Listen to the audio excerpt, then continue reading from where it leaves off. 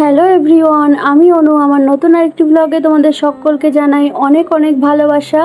আজ হলো শনিবার আর ঘড়ির কাঁটায় এখন বাজে ওই 1:05। তো আজকে দুপুর থেকেই কিন্তু ব্লগটা স্টার্ট করলাম। কাছে দূরে যে যেখান থেকে দেখছো তোমাদের সকলকে সাথে করে নিয়েই কিন্তু আজকের ব্লগটা স্টার্ট করলাম। হ্যালো বলো। Hello hello everyone, good afternoon. ও বাবা, ওটা পড়ে গেছে, তুমি দেখেছো? আচ্ছা ঠিক আছে, আমি বলছি তুলে দিতে। Good afternoon guys. তো সবাই কেমন আছো? আই হোপ সবাই খুব ভালো আছো, সুস্থ আছো। আমরাও ভালো আছি, কিন্তু মনটা একটু খারাপ। কি কারণে খারাপ সেটা অবশ্যই তোমাদেরকে জানাবো। আর মাম্মা, এই যে মাম্মাম কথা বলো।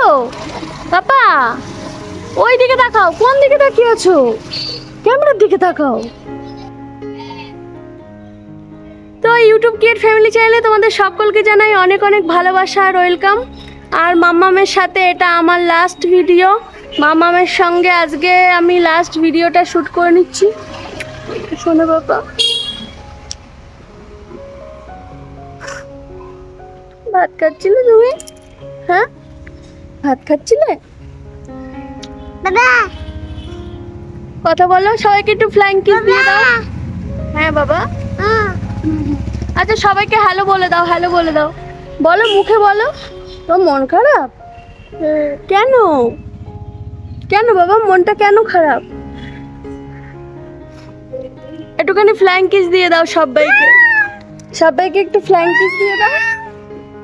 আচ্ছা ম্যাও পরে করো, সবাইকে একটু ফ্লাইং কিস দিয়ে দাও। শোনো শোনো, আমি কি বলছি, একটু ফ্লাইং কিস দাও, ফ্লাইং কিস দাও সবাইকে। দেবে না দেবে না দেবে না, ফ্লাইং কিস দেবে না, দেবে না? একটু দাও, ফ্লাইং কিস দিয়ে দাও সবাইকে। আচ্ছা চলো চলো, আবার পরে আসছি। শুভ সন্ধ্যা। তো ডিউটি থেকে চলে এসেছি, অনেক সময় হয়ে গেছে। তো ভাবলাম যে এবার একটু ঘর দুয়ারগুলো পরিষ্কার পরিচ্ছন্ন করে নিই, কারণ একটু পরেই তো সন্ধ্যা হয়ে যাবে, সন্ধ্যা দিতে হবে। তো সেই কারণেই কিন্তু ঘর দুয়ারগুলো সুন্দর করে পরিষ্কার করে নিলাম। আর আরেকটা কথা, তোমরা হয়তো অনেক দিন ধরেই দেখছো যে দিদিভাই কোনো ঠাকুরের পুজো দেয়া বা সন্ধ্যা দেওয়া কোনো কিছুই শেয়ার করছে না। কারণ এখন যেহেতু মা রয়েছে বাড়িতে, মাই কিন্তু বেশিরভাগ দিন সকালবেলা পুজো দেয় বা সন্ধ্যাবেলা সন্ধ্যা দেয়, আদি দেয়। তো সেই কারণেই কিন্তু আমি পুজোর ব্লগগুলো মানে পুজোর ভিডিওগুলো শ্যুট করতে পারছি না। তো যখন আমি পুজো দেবো অবশ্যই সেগুলো সবটা তোমাদের সাথে শেয়ার করব। আর এইদিকে চলে এসেছিলো আমার মুদিখানার সমস্ত বাজার। আর আমাদের জানো তো সপ্তাহে বাজারঘাট করা হয়, মানে সবজি বাজারটা না, মুদিখানার বাজারটা সপ্তাহে করা হয়। তো সেই কারণে সপ্তাহের বাজার সব চলে এসছে। তোমার তেল আছে, ডাল আছে, সমস্ত মানে মুদিখানার যা যা যাবতীয় জিনিস লাগে সমস্ত জিনিসটা কিন্তু চলে এসেছে। তো একটু আগেই সেই দাদাটা এসে দিয়ে গেল। তো ভাবলাম যে জিনিসপত্রগুলো সবটা নামিয়ে নিই আর তোমাদের সাথে একটু শেয়ার করি। আর সমস্ত জিনিসগুলো কিন্তু কৌটোর মধ্যে করে সুন্দর করে গুছিয়ে গুছিয়ে রাখবো। তো চলো তোমরা ভিডিওটা কন্টিনিউ করো। আর আজকে তোমাদের সাথে কিছু কথা আমার শেয়ার করার আছে। দুপুরে মাম্মামের সঙ্গে যখন দেখা করিয়েছিলাম তোমাদেরকে, তখন আমি বলেছিলাম এটা মাম্মামের সাথে আমার লাস্ট ভিডিও। এই কারণেই বলেছিলাম যে মাম্মাম চলে যাবে বাড়ি, আর সেই জন্যে মাম্মামের মনটাও খারাপ আর আমারও মনটা ভীষণই খারাপ। কারণ ও সেই 3 মাস বয়স থেকে আমাদের কাছে থাকে। হ্যাঁ, মাঝে একবার বাড়িতে গেছিলো, আমরাও গেছিলাম, তারপরে আবার চলে এসছে। একসাথেই থাকি তো সব সময় আমরা। আর পুচকুটাকে তো জানো, আমার নিজের সন্তানকে যেমন ভালোবাসি, আমার দাদার মেয়েকেও আমি ঠিক তেমনই ভালোবাসি, ততটাই একটুকু মানে কম বাসি না, বেশি ছাড়া। তো সেই কারণেই মাম্মাম বাড়ি চলে যাবে, সেই জন্য আমারও মনটা খারাপ আজ কয়েকদিন ধরে।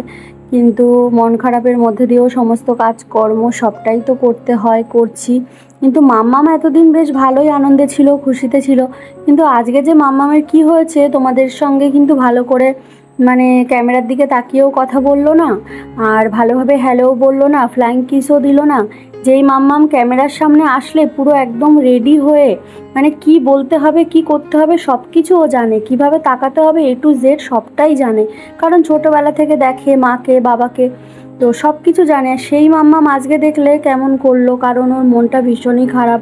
যতই ছোট হোক ও কিন্তু বুঝতে পারছে যে ও হচ্ছে বাড়িতে যাচ্ছে, সেই জন্যেই হয়তো আমাদের জন্য মনে কষ্ট হচ্ছে ওর।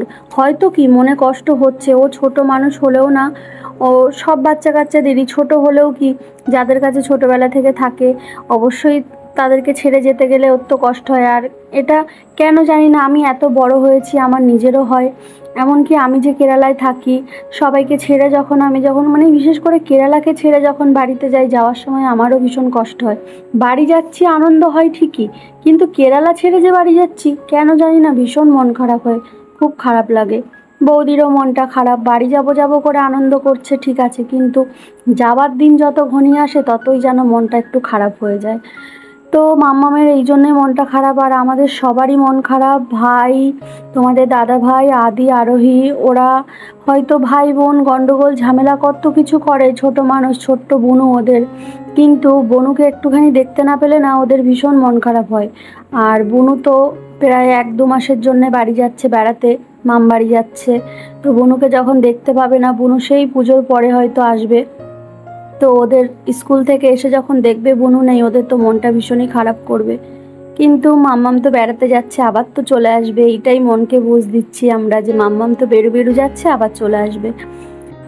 আজ জানো তো আমার শরীরটা একদমই না ভালো নেই। দুপুরবেলা ডিউটিতে আজকে আমার সাথে একটা ঘটনা ঘটেছে। আজকে আমি বসে বসে কিছু কাজ করছিলাম, তারপরে যখনই হঠাৎ উঠে দাঁড়িয়েছি চোখ মুখ অন্ধকার হয়ে গেছে, তারপরে আমি আবার একটা জায়গায় হেলান দিয়ে দাঁড়িয়ে পড়েছি। তো দুপুরে হয়েছে, আবার রাত্রেবেলাও আমার সাথে এরকমটা হয়েছে। এই যে জামা কাপড়গুলো আমি গোছাচ্ছিলাম, গুছিয়ে যখন পরে আমি ওই টেবিলের তলায় সাজিয়ে রাখছিলাম, তখন আমি বসে বসে রেখেছি। তারপর যখন পরে উঠে দাঁড়িয়েছি, আমার চোখ মুখ পুরো অন্ধকার হয়ে গেছে। ভয়েস ওভারটা তো আমি পরে দিচ্ছি, তো সেই কারণেই তোমাদেরকে বললাম। তো শরীরটা একদমই ভালো যাচ্ছে না, কি হচ্ছে শরীরে বুঝতে পারছি না। আর এখন ইঞ্জেকশন চলছে, তো হয়তো সেই কারণেও শরীরে এরকম প্রবলেম হতে পারে। ইঞ্জেকশন চলাকালীন শরীরটা ভীষণ উইক হয়ে যায়। দুপুরে তোমরা দেখেছিলে এই সমস্ত জামা কাপড়গুলো সব বাইরে মেলা ছিল রোদ্দুরে, তো সবটা শুকনো হয়ে গেছে। সেই জন্যই ভাবলাম যে বসে না থেকে জামা কাপড়গুলো ভাঁজ করে রেখে দিই। আর এই শাড়িগুলো হচ্ছে মায়ের শাড়ি, তো মা চান করার সময় ধুয়ে দিয়েছিল, তো সেগুলোকেই আমি সুন্দর করে ভাঁজ করে গুছিয়ে টেবিলের তলায় যেখানে জামা কাপড়গুলো রাখি আমাদের বড়দের জিনিসগুলো, সেখানটাতেই সুন্দর করে গুছিয়ে রেখে দেবো।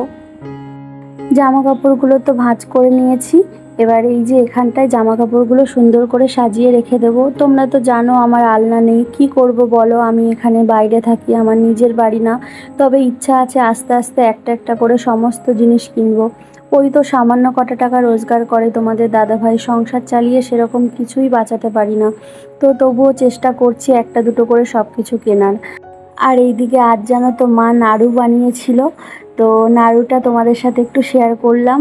গুড় দিয়ে কিন্তু মা নাড়ু বানিয়েছে, দুপুরবেলায় নারকেলগুলো কুড়িয়ে রেডি করে রেখে দিয়েছিল, তারপরে আমি যখন লাইভ করছিলাম তখন মা নাড়ুটা বানিয়েছে, তো সেই জন্যই কিন্তু বানানোর ভিডিওটা তোমাদের সাথে শেয়ার করতে পারলাম না। আচ্ছা, তুমি আজকে ক্যামেরার দিকে তাকাচ্ছ না, কি হয়েছে? ডাক দিয়ে আমি যদি শুয়ে পড়ি, ঠিক আছে? ইস, খুচড়েছে গো, দিয়ে রক্ত বের হচ্ছে। এদিকে ফেরো, এদিকে ফেরো, কি হয়েছে? তুমি ক্যামেরার দিকে তাকাচ্ছ না কেন? তোমার কি না এত মন খারাপ হচ্ছে বাবা? একটু হ্যালো বলো, সবাইকে হ্যালো বলে দাও। আমার দিকে তাকাও, এই দিকে। মামা গেছে উপরে, মামা বাথরুমে যাবে। এদিকে তাকাও, এদিকে।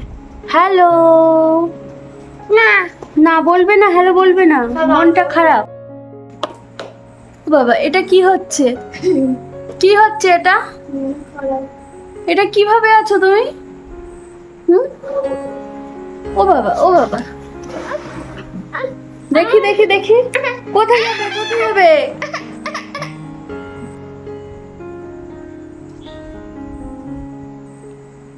টাটা করে দাও।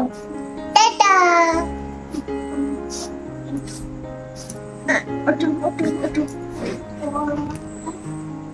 আমার একটা হামু দাও, আমাকে একটা দাও, দিদিকে একটা দাও। ও বাবা রে, বাবা। বাবা, ও বাবা রে, আমি বাবা রে, বাবা রে, আমার বাবাটা কই? দিদি কান্না করছে, দেখ দেখ দেখ, দিদির চোখে জল, দেখ দেখ, দিদিয়া কান্না করছে, দেখেছো? দেখেছো দিদিয়া কান্না করছে? দিদিকে একটু আদর করে দাও, দিদিয়াকে।